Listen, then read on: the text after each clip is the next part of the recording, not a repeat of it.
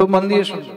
কখনো কখনো কি হয়, একাদশীর দুটি হয়ে যায়, তো দুটি একাদশীর মধ্যে যদি দশমী বিদ্যাযুক্ত একাদশী হয় সেটাকে ত্যাগ করা উচিত। তখন দ্বাদশী সংযুক্ত একাদশী মানে পরের দিনের একাদশীটা করাই বেশি উত্তম। একাদশী হলো সংসারের সব থেকে শ্রেষ্ঠ ব্রত। যে একাদশীর ব্রত করে অন্য কোনো ব্রত না করলেও চলে, এত শ্রেষ্ঠ একাদশীর ব্রত। একাদশীর ব্রত করলে ভগবান তার উপরে অতীব প্রসন্ন হইয়া থাকেন। আর একাদশী কি করে করা উচিত? একাদশীর দিন অন্ন বর্জিত লেখা রয়েছে। সপ্ত ধান্য, শস্য ইত্যাদি এগুলো সব কিন্তু একাদশীর দিন বর্জিত রয়েছে। একাদশীর দিন অন্ন গ্রহণ করিলে সেই একাদশী নষ্ট হয়ে যায়। অন্ন কেন গ্রহণ করতে নেই? কেন কি একাদশীর দিন অন্নের মধ্যে সংসারের সমস্ত পাপ লুকাইয়া থাকে। তার জন্য একাদশীর দিন অন্ন গ্রহণ করলে সাক্ষাৎ পাপকে ভক্ষণ করা হয়। সুতরাং একাদশীর দিন অন্ন গ্রহণ করিতে নেই। তাহলে উত্তম একাদশী কি? উত্তম একাদশী হলো নির্জলা থেকে। কেউ যদি নির্জলা না থাকতে পারে তখন ফলাহার করে ফল খেয়েও একাদশী করা যায়। কেউ যদি ফল খেয়েও না থাকতে পারে তবে গিয়ে সাকার, সাকার বলতে আলু টালু কাঁচা কলা পেঁপে ইত্যাদি দিয়ে কিছু কটুচুন, বা কোথাও সামাচালও গ্রহণ করা হয়, সাবুও গ্রহণ করা হয়, কিন্তু কোথাও কোথাও ভেজাল হলে এগুলো ত্যাগ করা উচিত। কিন্তু এটা উত্তম একাদশী নয়, এটা হলো ধমাধম একাদশী। উত্তম হলো নিরাহার, মধ্যম হলো শুধু ফল খেয়ে আর দুধ ছাড়া এইসব মহারাজ সাকার টাকার করে আমরা যেগুলো খাচ্ছি এগুলো হলো ধমাধম একাদশী। প্রেম সে বলো রাধে। অনেকে আবার একাদশীর দিন রুটি খেয়ে একাদশী করে না অনেকে। রুটি খেয়ে একাদশী করার কোনো লাভ নেই, কিন্তু খুব মন দিয়ে শুনবে। আটার মধ্যে আর চালের মধ্যে কোনো অন্তর নেই, দুটি কিন্তু অন্ন, গমও অন্ন আর চালও অন্ন। তার জন্য যারা আটা দিয়ে একাদশী করে এটা একাদশী নয়, আটাদশী হয়ে যায়। তা আটাদশী করার থেকে না করাই বেশি ভালো। একাদশী এইভাবেই করা উচিত। আচ্ছা, কে কে এখানে একাদশী করে একটু হাত উপরে করতে দেখি। বাস। আচ্ছা, কে কে আজ থেকে মনে মনে সংকল্প করছে যে আমরা একাদশী করবো, একটু তারা হাত উপরে করতে দেখি। বাহ, খুব ভালো সংখ্যা হাত উঠেছে। মনে রাখবে কিন্তু ভাগবতের সামনে হাত তুলেছ, ঠাকুর দেখছে কিন্তু, মনে থাকবে। যারা যারা হাত তুলেছে এবার তুলেনি তারাও চেষ্টা করবে এবার থেকে একাদশী করা। একজনও যদি শুরু করে না তাহলে মনে করবো আজকে একাদশী তত্ত্ব বলা আমার সফল হয়ে গেল। প্রেম সে বলো রাধে রাধে। অম্বরীশ মহারাজের এই ব্রতের কারণে দেবরাজ ইন্দ্র পর্যন্ত চিন্তিত হয়ে গেছে। কেন, ভগবান যদি কার উপর অতি প্রসন্ন হয়ে যায় তখন তাকে তো ভগবান সবকিছু দিতে পারে। যদি ইন্দ্রপদ দিয়ে দেয়। ইন্দ্র কি করলেন? দুর্বাসা ঋষিকে পাঠিয়েছেন অম্বরীশের পরীক্ষা করার জন্য। একাদশীর ব্রত করে পরের দিন দ্বাদশীর পালন করবেন, সেই অবস্থায় দুর্বাসা ঋষি এসে উপস্থিত হয়েছেন। ঋষিবরকে দেখে প্রণাম করলেন। অতিথি এসেছে, অতিথিকে ছেড়ে তো অন্ন গ্রহণ করা যায় না। যেরকম একাদশীর দিন অন্ন গ্রহণ করতে নেই, তদ্রূপ তার পরের দিন একাদশীর পালন করার জন্য দ্বাদশী তিথিতে তখন অন্ন খেয়েই কিন্তু সেই পালন করা উচিত। অন্ন গ্রহণ করেই পালন করা উচিত, তবে গিয়ে সেই ব্রতটা ভঙ্গ হয়। অন্ন না খেলে তখন সেই পালনেরও কোনো লাভ হয় না। পঞ্জিকায় পালনের সময় দেয়া থাকে, এতটা থেকে এতটার মধ্যে পালন করে নেবে। কদাচিৎ যদি কার কাছে সময় নাও থাকে, কেউ যদি বুঝতে না পারে যে কখন পালন করব, তাহলে তার সোজাসুজি হিসাব হলো সূর্যোদয়ের পরেই পালন করে নেওয়া উচিত। সূর্যোদয় তো সবাই জানে যে কটার সময় সূর্যোদয় হলো, তারপরেই পালন করে নেওয়া উচিত। সময় পেরিয়ে গেলে তারপরে পালন করলে সে ব্রতের কোনো ফল পাওয়া যায় না। ভূমিদান, গোদান, কন্যাদান, গৃহদান ইত্যাদি করিতে হলে তখন সংকল্প করিয়াই করা উচিত। আর শুধু তাই নয়, আপনি কোনো বিশেষ উদ্দেশ্যের নিমিত্তে পূজা পাঠ ইত্যাদি যদি করছেন তার পূর্বেও আপনাকে সংকল্প করা উচিত। সংকল্প না করিয়া কোনো প্রকারের বিধি মার্গের দ্বারা কোনো কাজ করলে তখন তার কোনো ফল পাওয়া যায় না। তার জন্য সংকল্প অবশ্যই করা উচিত। ভগবান বললেন সংকল্প করো। রাজা বলি বললেন 3 পক ভূমির জন্য আবার সংকল্প, বলছে আজকে হ্যাঁ করতেই হবে। এখন আগেকার দিনে রেজিস্ট্রি তো হতো না, আজকাল তো রেজিস্ট্রি হয়। আজকে তো তুমি জমি দান করে দিলে মহারাজ, লেখাপড়ি হয়নি, কালকে জমির দাম বেড়ে গেল, তোমার নাতিপতি এসে বলবে এ বাবাজি জায়গা খালি করো, তখন বেচারা কোথায় যাবে? তার জন্য ভাই যা কাজ করো পাকা কাজ করা উচিত। প্রেম সে বলো রাধে রাধে। লেখাপড়ি করে দাও, মানে সংকল্প করে দাও। বলি বললেন ঠিক আছে, সেবককে বললেন জল নিয়ে আসো। এইদিকে যজ্ঞশালায় গুরু শুক্রাচার্য বসে বসে মনে মনে ভাবছে, এ আবার কেমন বামন, আমার চেলা এত কিছু দিতে চাচ্ছে, কিছু নিতেই চায় না, 3 পক ভূমি, দেখি তো লোকটা কে। সঙ্গে সঙ্গে ধ্যানস্থ হয়ে যখনই দেখেছেন, দেখছে ও হো সাক্ষাৎ ভগবান শ্রীহরি দৌড়ে এসেছেন। এসো বৈরোচনে সাক্ষাৎ ভগবান বিষ্ণুরভ্যঃ কশ্যপোদিতের জাতা দেবানাং কার্যসাধকঃ।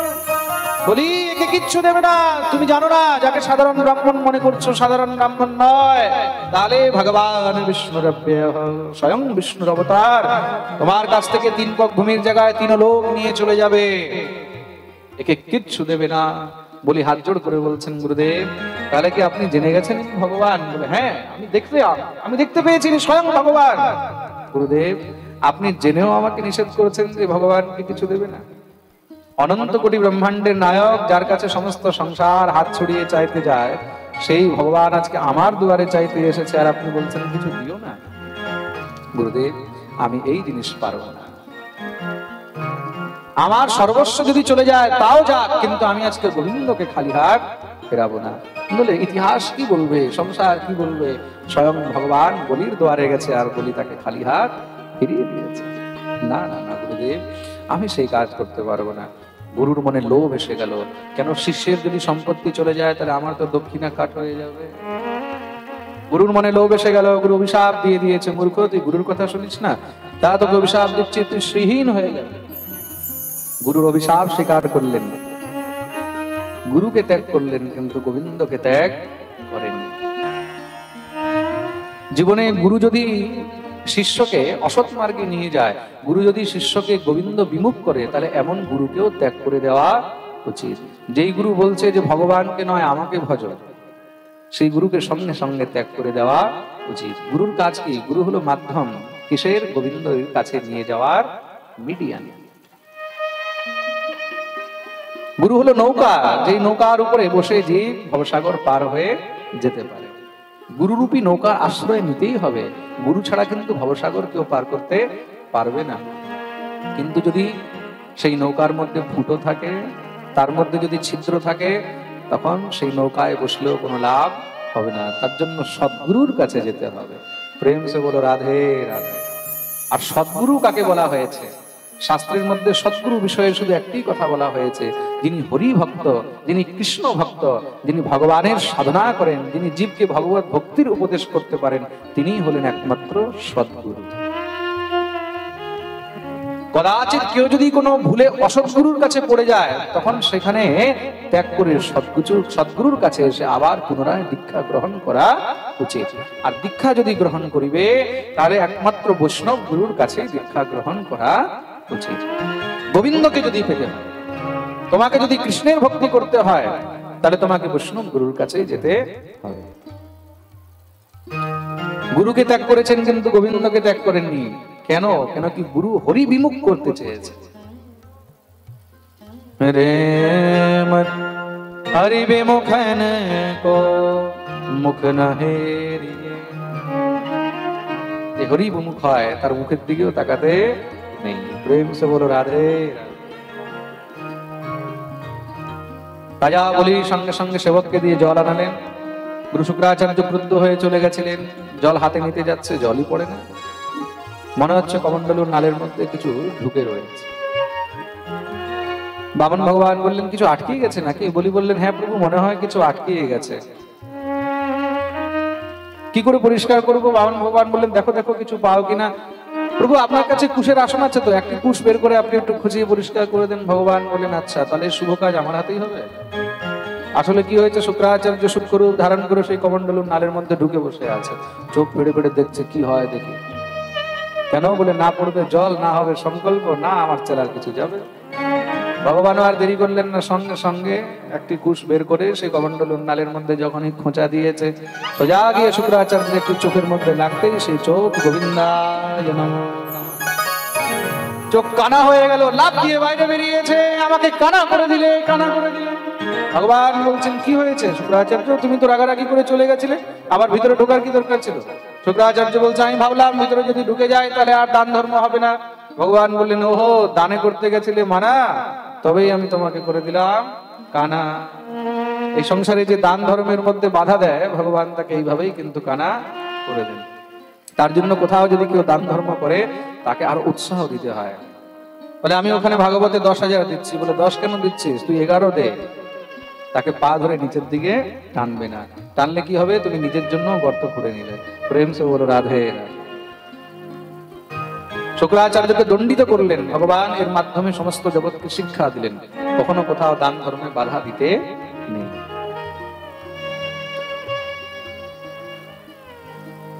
শুক্রাচার্য সেখান থেকে চলে গেলেন, হাতে জল নিয়েছেন রাজা বলি, সংকল্প করে ভগবানকে অর্পণ করতে। দেখতেই দেখতে ভগবান বিশাল রূপ ধারণ করলেন। তদ্বামনম রূপম অবর্ধতাদ্ভুতম হরেরনন্তস্য গুণত্রয়াত্মকম ভূখম দিশোদ্যোর বিভরাপয়োধয়র স্ত্রিয়ং নৃদেবার্ষዮ যদা।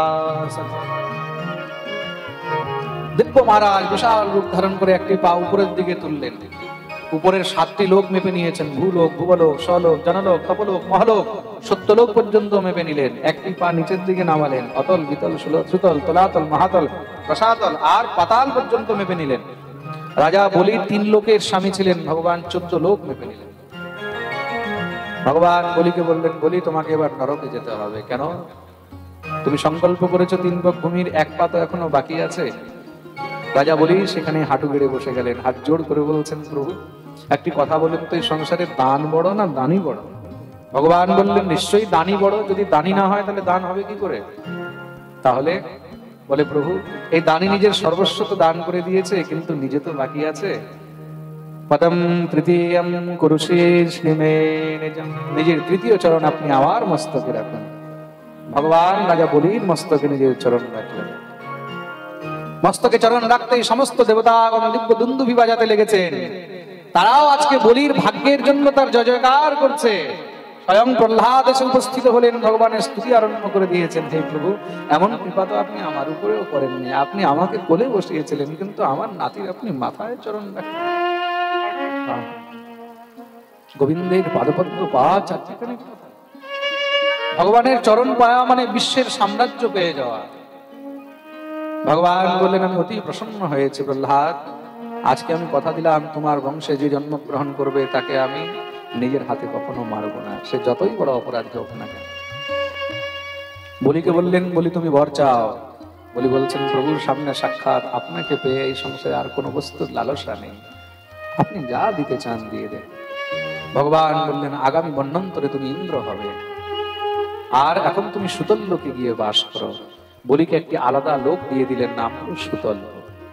ভাবুন, মানুষের পুরো জীবন পেরিয়ে যায়, একটা ঘর বানাতে পারে না, একটা বাড়ি বানাতে পারে না, আর ভগবান তাকে পৃথিবীর মতন একটি আলাদা লোক দিয়ে দিলেন। মূকম করোতি বাচালম পঙ্গম লঙ্ঘয়তে গিরিম ইয়ৎ কৃপাতমহং বন্দে পরমানন্দ মাধবম। তার কৃপা হলে কি সম্ভব? তার কৃপা হলে সবকিছুই সম্ভব আছে। সংসারের মধ্যে এমন কিছু নেই যা তার কৃপাতে পাওয়া যায়। বলির উপরে কৃপা করলেন। বলি বামন ভগবান কি। এই প্রকার সে সুখদেব প্রভু বামন চরিত্রের দিব্য বর্ণন শ্রবণ করিয়েছেন। তৎপশ্চাৎ ভগবান মৎস্য অবতার গ্রহণ করেছেন। মৎস্য অবতার গ্রহণ করে রাজা সত্যব্রতের উপরে কৃপা করলেন। সেই সত্যব্রত রাজা পরবর্তী মন্বন্তরে বৈবস্বত মনু হলেন, যার দ্বারা আবার সৃষ্টি আরম্ভ হলো। আর সেখান থেকে সূর্যবংশ চন্দ্রবংশ শুরু হয়েছে। পরীক্ষিত প্রশ্ন করলেন, প্রভু আমি সেই সূর্যবংশ বর্ণন শ্রবণ করতে চাই, যেই সূর্যবংশ স্বয়ং ভগবান সে রামচন্দ্র রূপে অবতীর্ণ হয়েছে। শ্রী শুকদেব প্রভু বলছেন, সূর্যবংশ এত বিশাল যে তার বর্ণন করতে গেলে 100 বছরেও পূর্ণ করা সম্ভব নয়। শ্রূয়তাম মানব বংশঃ প্রাচুর্যেণ পরম তপ ন শক্যতো বিস্তরতো বক্তুম বর্ষশতৈরপি। 100 বছর ধরে চেষ্টা করলেও কিন্তু সূর্যবংশের বর্ণন করা সম্ভব নয়। রাজন, আমাদের কাছে তো সময় অনেক অল্প, সুতরাং তুমি সূক্ষ্ম রূপে সূর্যবংশ বর্ণন শ্রবণ করো। ব্রহ্মার পুত্র হলেন মরীচি, সবাই একাগ্র হয়ে শ্রবণ করবে। ব্রহ্মার মন থেকে হলো মরীচি, মরীচির পুত্র হলেন কশ্যপ, কশ্যপের পুত্র হলেন বিবস্বান, বিবস্বানের পুত্র হলো বৈবস্বত, তার 10টি পুত্র হয়েছে, ইক্ষ্বাকু, নৃগ, সর্যাতি, দৃষ্ট, ধৃষ্ট, কুরুষ, নরিষ্যন্ত, পৃথক, নভগ আর কবি। নভগের পুত্র হলেন নাভাগ, নাভাগের পুত্র হলেন অম্বরীশ। এই অম্বরীশ ভগবানের পরম ভক্ত হয়েছেন। ভক্ত মানে কেমন ভক্ত? চক্রবর্তী সম্রাট অম্বরীশজি মহারাজ তিনি নিত্য ঠাকুর সেবা নিজের হাতে করেন। আর শুধু তাই নয়, প্রত্যেকটি একাদশীর ব্রত পর্যন্ত করেন, নির্জলা নিরাহার থেকে। সবাই মনঃ কৃষ্ণ পদারবিন্দয় বচাংসি বৈকুণ্ঠ গুণানুবর্ণনে করো হরের মন্দিরমার্জনাদিষু শ্রুতিম চকারাচ্যুত সৎ কথোদয়। সবাই মনঃ কৃষ্ণ পদারবিন্দয়, নিজের মনকে গোবিন্দের চরণে একদম সমর্পণ করে রেখেছেন। বচাংসি বৈকুণ্ঠ গুণানুবর্ণনে, নিজের বাণী দিয়ে সবসময় গোবিন্দের গুণগান গাইছেন। নিজের চোখ দিয়ে শুধু গোবিন্দের দর্শন করেন। মুকুন্দ লিঙ্গালয় দর্শনে দৃশৌ তদভৃত্যগাত্রানুস্পর্শেঙ্গ সঙ্গম। আর শুধু তাই নয়, কান দিয়ে গোবিন্দের কথা শ্রবণ করে, হাত দিয়ে গোবিন্দের মন্দিরের মধ্যে মোছা লাগায়। আমাদেরকে যদি কেউ বলে একটু ঠাকুর মন্দিরে মোছা লাগাও, ঝাড়ু লাগাও, আরে পয়সা। চক্রবর্তী সম্রাট অম্বরীশজি মহারাজ নিজ হস্তে সেবা করছেন, পা দিয়ে গোবিন্দের কীর্তনে নৃত্য করছেন।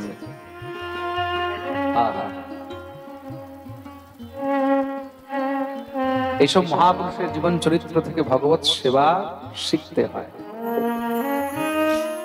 আমরা একটু পয়সা হলেই সঙ্গে সঙ্গে আমরা চাকর টাকর রাখা শুরু করে দিই। ঠাকুরের জন্য চাকর রাখছি কাজ করার জন্য, কিন্তু এখানে চক্রবর্তী সম্রাট নিজ হস্তে ঠাকুরের সেবা করছেন। আর কোন তার চাকর যদি হরিভক্ত হয় তাহলে তাকে গিয়ে একদম আলিঙ্গন করে ধরেন। প্রতিটি একাদশীর ব্রত করেন নিরাহার নির্জলা থেকে। আর কোন একাদশী? দ্বাদশী সংযুক্ত একাদশীর ব্রত করেন। অতিথিকে ছেড়ে অন্ন খাওয়া যাবে না। দুর্বাসা ঋষিকে বললেন, আসুন আসুন প্রভু, আপনিও আমার সঙ্গে পালন করুন। ঋষিবর বললেন, আমি তো এখন স্নান করিনি, যাই আমি স্নান করে আসি। স্নান করতে গেছেন, এদিকে দেরি হয়ে যাচ্ছে, পালনের সময় পেরিয়ে যাবে, চিন্তিত হয়ে গেলেন। ব্রাহ্মণদেরকে জিজ্ঞাসা করলেন, এই সময় কি করা যায়? তারা উপায় বললেন, অতিথিকে ছেড়ে অন্ন গ্রহণ করা যাবে না, কিন্তু পালন করতে হয়, তাহলে এমন পরিস্থিতিতে তুলসী পাতা বা ভগবানের চরণামৃত পান করেও পালন করা যায়। সঙ্গে সঙ্গে অম্বরীশজি মহারাজ তুলসী পত্র ভগবত চরণে আর চরণামৃত নিয়ে পান করলেন। মুখে পান করতেই দুর্বাসা সেই সময় এসে উপস্থিত হয়েছে। পালন করতে দেখেই তিনি একদম ক্রুদ্ধ হয়ে গেলেন। আরে দুষ্ট রাজা, অতিথিকে ছেড়ে তুই একা একা পালন করে নিলি? নির্লজ্জ কোথাকার, তোর জীবিত থাকার অধিকার নেই। সঙ্গে সঙ্গে তিনি একটি জটা ছিঁড়ে ভূমির মধ্যে ছুঁড়ে ফেললেন। দেখতেই দেখতে একটি বিশাল রাক্ষসী উৎপন্ন হলো, নাম হলো কৃত্তা। জোরে জোরে অট্টহাস করছে। কি করব কি করব? দুর্বাসা বললেন, মেরে ফেল এই রাজাকে। কৃত্তা যখনই দৌড়ে গেছে মারতে, ভগবানের পার্শ্বদ সুদর্শন চক্র আর থাকতে পারলেন না। দৌড়ে এসে চক্র সেখানেই কৃত্তা টুকরো টুকরো করে তার গোবিন্দায় নমো নমঃ। কৃত্তার বধ করে এবার সুদর্শন দুর্বাসার পিছনে দৌড়াতে লেগেছে। দুর্বাসা তো ভয়ে পালিয়েছে, সমস্ত ব্রহ্মাণ্ড ঘুরে নিয়েছে, সুদর্শন চক্র আর পিছা ছাড়েননি। তখন দৌড়ে গিয়ে সেই দুর্বাসা ব্রহ্মার কাছে উপস্থিত হলেন, কি প্রার্থনা করছেন, হে পরম পিতা আমার রক্ষা করুন। ব্রহ্মা বললেন, আমি তোমাকে বাঁচাতে পারবো না। শঙ্করের কাছে গিয়ে উপস্থিত হলেন, মহাদেব বললেন, আমিও তোমাকে বাঁচাতে পারবো না। ভগবান শ্রী হরির কাছে দৌড়ে গিয়ে উপস্থিত হলেন, ভগবান বললেন, আমিও তোমাকে বাঁচাতে পারবো না। এই কি বলছেন প্রভু? আপনার পার্শ্বদ, আপনার অস্ত্র সুদর্শন, তার থেকে আপনি আমাকে বাঁচাতে পারবেন না? ভগবান বলছেন, তুমি কি মনে করছো আমি স্বতন্ত্র? না না না, আমিও পরতন্ত্র, আমিও ভক্তের অধীন। अहम भक्त पराधीनो यश्वतन्त्रैवद्विज साधुभिर्ग्रस्त हृदयो भक्तेर भक्त जना प्रिय। আমিও ভক্তের অধীন, তুমি অপরাধ আমার ভক্তের চরণে করেছো, তোমাকে সেই রক্ষা করতে পারবে। দুর্বাসা সঙ্গে সঙ্গে দৌড়ে গিয়ে উপস্থিত হলেন অম্বরীশের কাছে। চরণে পড়তেই অম্বরীশজি মহারাজ উঠিয়ে হৃদয়ে জড়িয়ে ধরেছেন। এই কি করছেন শিবর? আপনার স্থান আমার মস্তকে, চরণে নয়, আমাকে বাঁচাও। অম্বরীশ সুদর্শন মেরে ফেলবে। সঙ্গে সঙ্গে অম্বরীশ দুর্বাসাকে পিছনে সরিয়ে নিজে সামনে এসে দাঁড়ালেন। সুদর্শন আসতেই তিনি দুনো হাত জোড় করে মাথা নত করে দিব্য স্তুতি আরম্ভ করলেন। সুদর্শন নমস্তভ্যম সহস্রারাচ্যুত প্রিয় সর্বাস্ত্রঘাতিন বিপ্রায় স্বস্তি ভূয়া ইডস্পতে। श्री सुदर्शन भगवान शांत हलेन। बोलिए सुदर्शन भगवान की जय। प्रभु आपনি শান্ত হন। ঋষিবার এখন আত্মগ্লানিতে প্রায়শ্চিত্ত করতে চান, তিনি নিজের ভুল স্বীকার করছেন। সুদর্শন শান্ত হয়ে গর্জনা করে বললেন, অম্বরীশ, আজকে তোমার জন্য তাকে ছাড়লাম, অন্যথা তাকে ছাড়া হতো না। দুর্বাসা বুঝে গেলেন ভগবত ভক্তকে কষ্ট দিলে তখন ভগবান পরে আসবে, ভগবানের পার্শ্বদায়ী আগে তাকে দণ্ড দিয়ে দেবে। তিনি হাত জোড় করে প্রার্থনা করেছেন। শ্রী অম্বরীশজি মহারাজের কৃপায় আজকে দুর্বাসার প্রাণের রক্ষা হলো। সুদর্শন ভগবান অন্তর্ধান হয়েছেন। দুর্বাসা ঋষি জয় জয়কার করতে করতে চলে গেলেন। অম্বরীশের মনে এত আনন্দ হচ্ছে কেন? অম্বরীশ আজকে বুঝতে পারলেন একমাত্র গোবিন্দের কৃপায় আজকে আমি বাঁচতে পারলাম। যদি তার কৃপা না হতো তাহলে আজকে আমিও বাঁচতাম না, ঋষির অভিশাপ থেকে, তার ক্রোধের থেকে। দিব্য মহারাজ গোবিন্দের গুণগান আরম্ভ করে দিয়েছেন। সেই গোবিন্দ যার আপন হয়ে যায় তাকে আর অন্য কারোর দরকার হয়। काली कमली वाला मेरा यार है, मेरे मन का मोहन तू दिलदार है। ओ काली कमली वाला मेरा यार है, मेरे मन का मोहन तू दिलदार है। काली कमली वाला मेरा यार है, यार है, मोहन तू दिलदार है। तू मेरा यार है, मेरा दिलदार है। तू मेरा यार है, मेरा दिलदार है। ओ काली कमली वाला मेरा यार है, यार है, मेरे मन का मोहन तू दिलदार है। सबाई दोनों हाथ ऊपर করে ताली।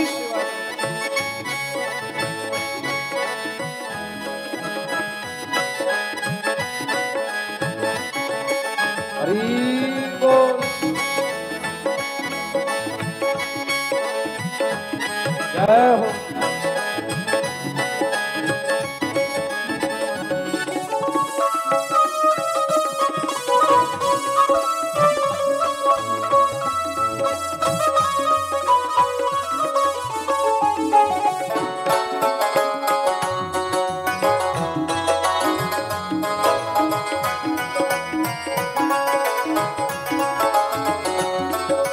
मनमोहन में तेरा दीवाना, गाऊं बस अब यही तराना। मनमोहन में तेरा दीवाना, गाऊं बस अब यही तराना। गाऊं बस अब यही तराना, गाऊं बस अब यही तराना। श्याम सलोने तू मेरा एतबार है, एतबार है, मेरे मन का मोहन तू दिलदार है। ओ काली कमली वाला मेरे मन का मोहन तू दिलदार है।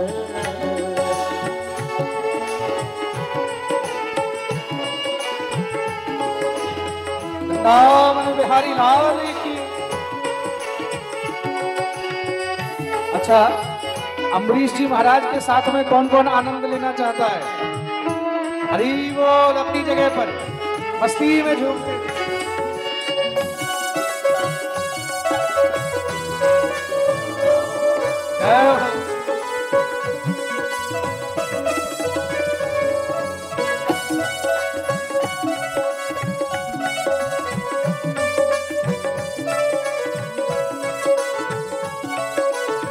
श्री राधे।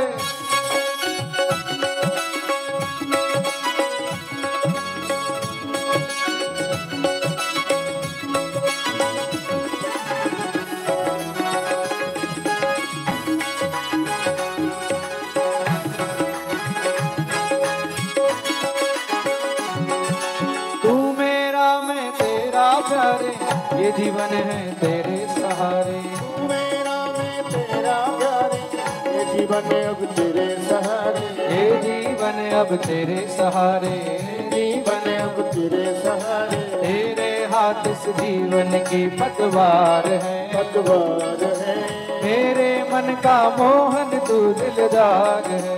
ओ काली कमली वाला मेरा यार है, यार है। मेरे मन का मोहन तू दिलदार है।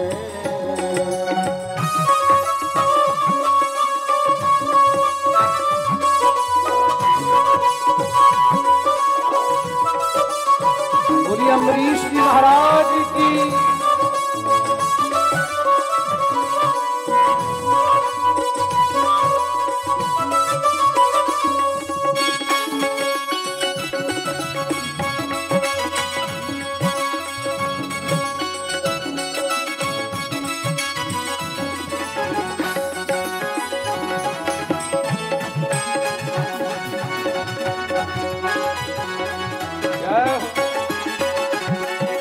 पागल प्रीत की एक ही आशा, दर्द दिल दर्शन का प्यासा। दर्द दिल दर्शन का प्यासा, दर्द दिल दर्शन का प्यासा, दर्द दिल दर्शन का प्यासा। तेरे हर वादे पे मुझे एतबार है, एतबार है। मेरे मन का मोहन तू दिलदार है।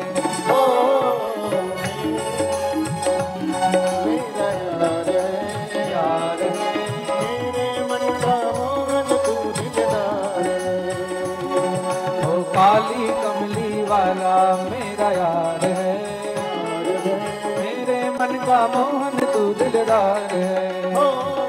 काली कमली वाला मेरा यार है, मेरे मन का मोहन तू दिलदार है। काली कमली वाला मेरा यार है, मेरे मन का मोहन तू दिलदार है। मेरे मन का मोहन तू दिलदार है, मेरे मन का मोहन तू दिलदार है।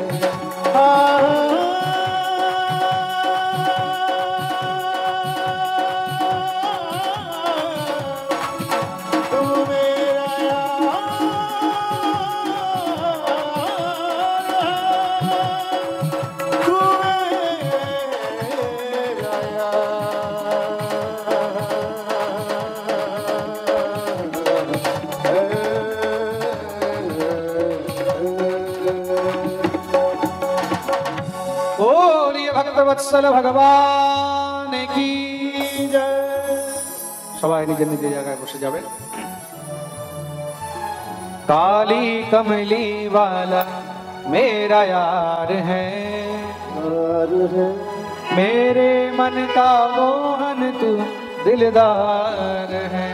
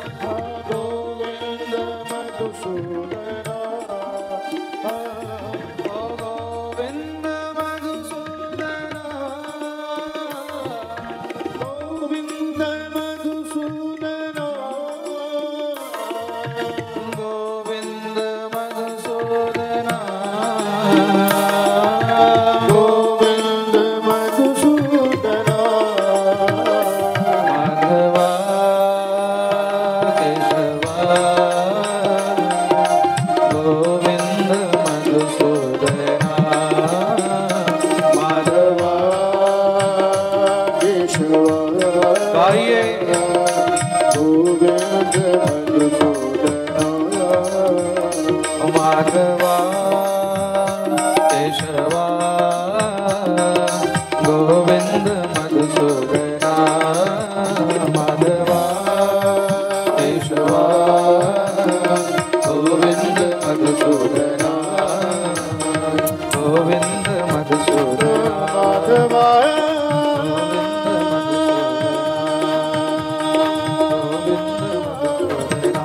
केशवा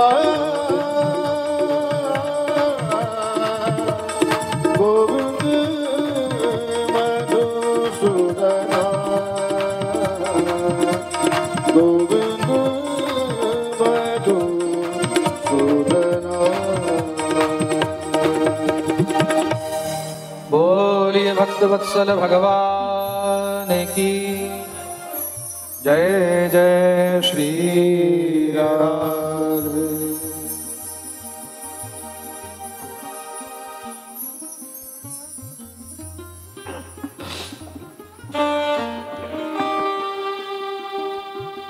परमानंद चिन्मूर्ति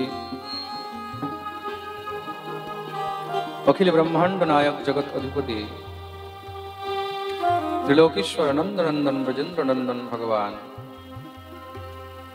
श्री राधा श्याम सुंदरेर असीम कृपा असीम अनुकंपाय आमरा समस्त मंगलदा एवं अत्र अंचलवासी भक्तवृंदगण भगवान श्री हरिर दिव्य वाङ्मयी प्रतिमूर्ति श्रीमद् भागवतेर अमृतमय रस आस्वादन करार सौभाग्य प्राप्त करियाछि।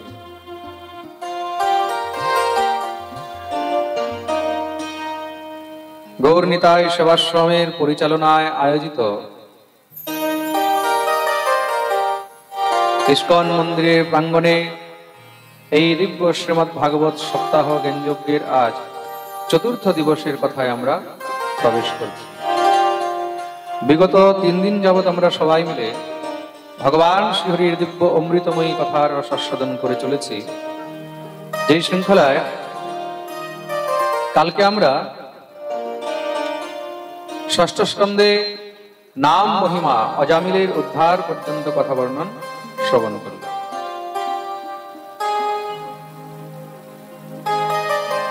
হরিনামের যে কত মহিমা,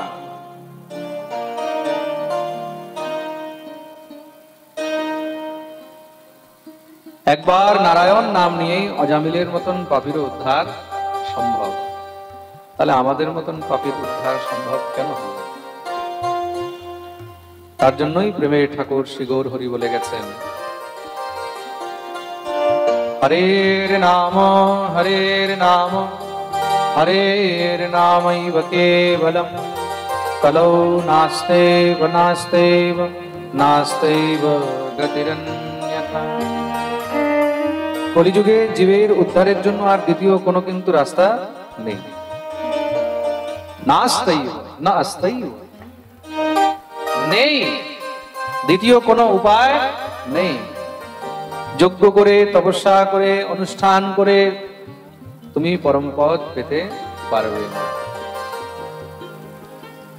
কৃতে অধ্যায়তো বিষ্ণু ত্রেতায়াম যজতো মথৈ দ্বাপরে পরিচর্যায়া কলৌ তদ হরি কীর্তনা। কৃতে অধ্যায়তো বিষ্ণু, সত্য যুগে ভগবানের ধ্যান করলেই পরম পদ পাওয়া যেত। ত্রেতায়াম যজতো মথৈ, ধ্যান মানে তপস্যা। ত্রেতা যুগে যজ্ঞ করলে ভগবানকে পাওয়া যেত। দ্বাপরে পরিচর্যায়, দাপর যুগে সেবায়। আর কলৌ তদ হরি কীর্তনা, কলিযুগে জীবের মুক্তির রাস্তা ভগবান এত সহজ করে দিয়েছেন, শুধুমাত্র হরিনাম সংকীর্তনেই জীবের উদ্ধার সম্ভব। দ্বিতীয় আর কিন্তু কিছু করার প্রয়োজন নেই। প্রেম সে বলো রাধে রাধে, বলো না। কলৌ তদ হরি কীর্তনাৎ, কলিযুগের এত মহিমা। আপনারা কত ভাগ্যবান, আজকে 3 দিন ধরে আপনারা সেই হরির দিব্য কথামৃতের রসাস্বাদন করে চলেছেন। তার থেকেও বড় আপনাদের জন্য ভাগ্যের বিষয় যে আজকে আমাদের মধ্যে সাক্ষাৎ শ্রীধাম বৃন্দাবন হইতে পরম পূজ্য শ্রী মদন দাস বাবাজি মহারাজ এখানে উপস্থিত হয়েছেন। আমাদের ডান দিকে দক্ষিণ দিকে বসে রয়েছেন পরম বিদ্বান, পরম বৈষ্ণব। আর আমাদের বৃন্দাবনে ওনার অনেক বিশাল খ্যাতি আছে গৌড়ীয় বৈষ্ণব সম্প্রদায়ের মধ্যে। আমরাও পরম সৌভাগ্যবান যে আজকে উনি কৃপা করে এখানে এসেছেন। ব্যাসপীঠ থেকে আমি ওনাকেও দণ্ডবত প্রণাম। ওনার শিষ্যবাড়ি আসানসোলে আবার কিছুদিন পরে আমাদের ভাগবত পাঠ হবে। আপনারা দেখেছেন হবে, এখানে বসে আছেন, মঞ্চে এসেছিল, তারা ভাগবতের পূজন করলেন ওনাদের বাড়িতে। এপ্রিল মাসে পাঠের আয়োজন করা হচ্ছে। আসানসোলের যদি কোনো ভক্ত থাকে বা ওইদিকে যদি কারোর ব্যবস্থা থাকে তারাও গিয়ে শ্রবণ করতে পারবেন। प्रेम से बोलो राधे राधे। द्वापरे परिचर्यायात कलौ तदहरि कीर्तना। কলিযুগে একমাত্র হরিনাম দিয়ে কিন্তু জীবের উদ্ধার সম্ভব, আর কিছু করার দরকার নেই। কালকে আমি জপের বিধানও বলেছিলাম না, জপ কিভাবে করা উচিত। 3 প্রকারে জপ করা হয়, তাই না? রাজা পরীক্ষিত ভগবান শ্রী সুখদেব প্রভুকে প্রশ্ন করলেন, প্রভু একটি কথা বলুন, ভগবানকে কি কি ভাবে পাওয়া যায়? ভগবানকে পেতে হলে কোন কোন রাস্তা আছে? শ্রী সুখদেব প্রভু খুব সুন্দর উত্তর দিলেন, ভগবানকে যদি পেতে হয় তাহলে তার সঙ্গে আগে সম্বন্ধ তৈরি করতে হবে। কি তৈরি করতে হবে? সম্বন্ধ। কাউকে যদি আপন করতে হয় তাহলে আগে তার সঙ্গে কোনো সম্বন্ধ যোগ করতে হবে। সম্বন্ধ কি কি প্রকারের হতে পারে? कामाद् द्वेषाद् भयाद् स्नेहाद् यथा भक्तेश्वरे मनः आवेश्य तदघं हित्वा बहवस्तद्गतिं गता। कामाद् द्वेषाद् भयाद् स्नेहाद् यथा भक्तेश्वरे मनः आवेश्य तदघं हित्वा।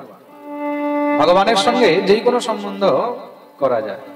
কামেরও সম্বন্ধ হয়, দ্বেষাদ দ্বেষ হিংসারও সম্বন্ধ হয়, ভয়াদ ভয়েরও সম্বন্ধ হয়, স্নেহাদ ভগবানের সঙ্গে স্নেহেরও সম্বন্ধ হয়।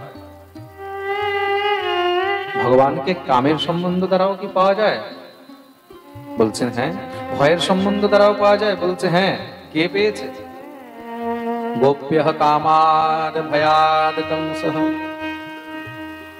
द्वेषाच्चेद्यादयो नृपा संबंधाद् विष्णयोः स्नेहात् यूयं भक्त्या वयं विभो। गोप्यः कामाद् भयाद् कंसो। গোপীগণ ভগবানকে কামের মাধ্যমে পেয়েছেন, তাই তো? পতিরূপে পেতে চেয়েছেন না?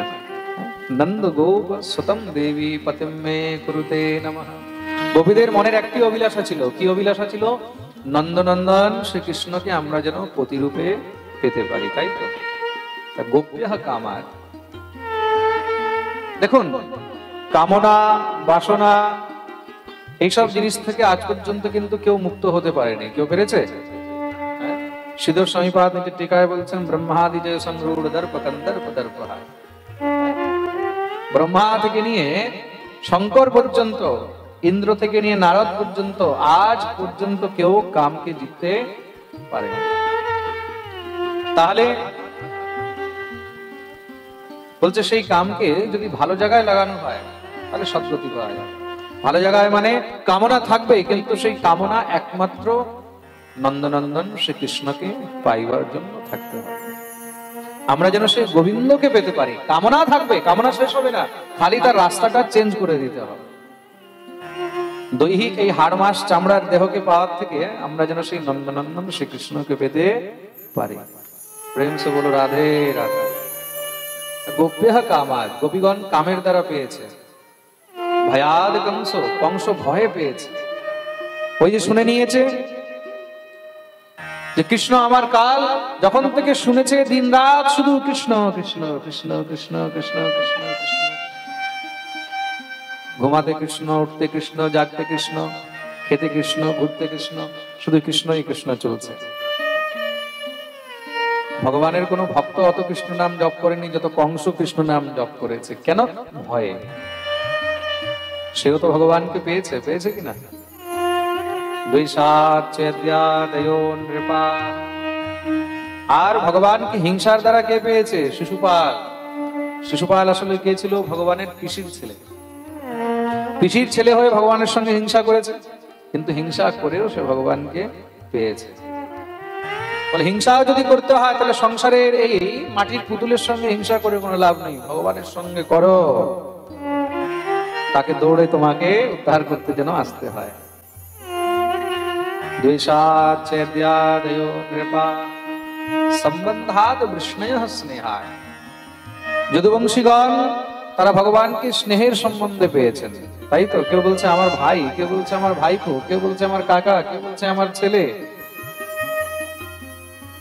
जाकी रही भावना जैसी प्रभु मूरत देखी तिन तैसी।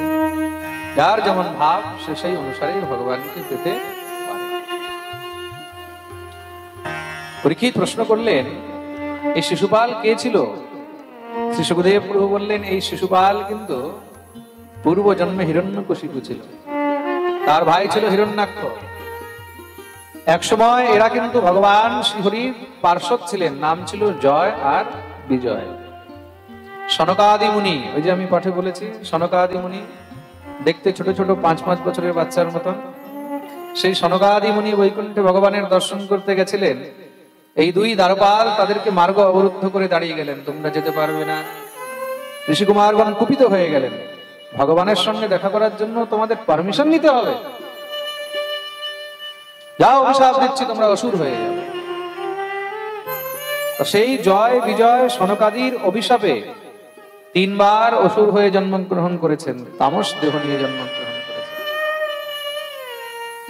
প্রথম জন্মে তারাই হলেন হিরণ্যাক্ষ আর হিরণ্যকশিপু সত্যযুগে। ত্রেতাতে তারাই কিন্তু আবার হলেন রাবণ আর কুম্ভকর্ণ। দাপরে তারাই কিন্তু আবার হলেন শিশুপাল আর দন্তবক্র। এই প্রকার তাদের উদ্ধারের জন্য কিন্তু স্বয়ং ভগবানকেই আসতে হয়েছে। প্রেম সে বলো রাধে রাধে।